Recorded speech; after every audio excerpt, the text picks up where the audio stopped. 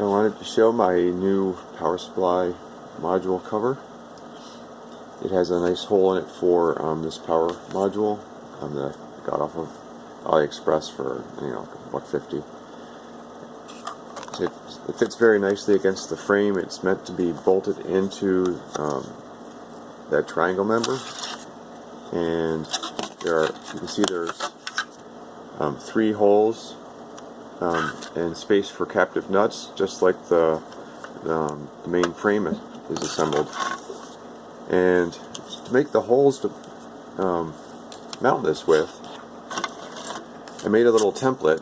It's made of thin PLA, and it's reinforced where the holes are, and it just slides behind here and over the wires and fits nice and neatly between the front and back, and you can see there's really no room for it to move.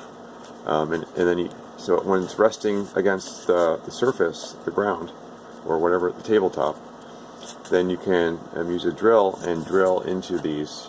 I'm sorry, I had the camera too far up. So you can just drill out the holes very carefully, and let me see if I can demonstrate one of them right here on the video. So you don't want to have the drill resting, like the drill bit weight resting on the side of the hole. You want it to take the weight of it yourself, and then just go very slowly.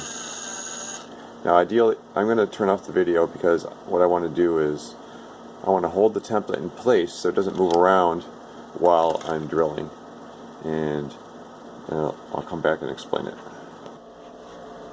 So that first hole went pretty nicely. I can kind of see light through there, and there's a nice bit of plastic that came off the drill bit, and I found that if I held it in place, applied a small amount of pressure on the drill bit, it just went through very easily. You don't want to overdo it. You don't want to make the drill bit move to the side and dig out the PLA template. You want to make sure it goes straight, so you guide it straight, and small amount of pressure on the end of the bit, and it just goes right in, and you're done in like 20 seconds. Alright, I'm going to drill the rest of them. And we're back. The holes are all drilled. See, there's a little bit of dust there. Now on the back side, you also have the nice clean holes in there,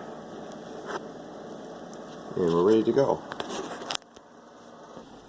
So I wanted to point out that these were printed without supports, and so sometimes there's a little bit of extra filament that was left behind, and I recommend running screws through the holes just to make sure everything's clear.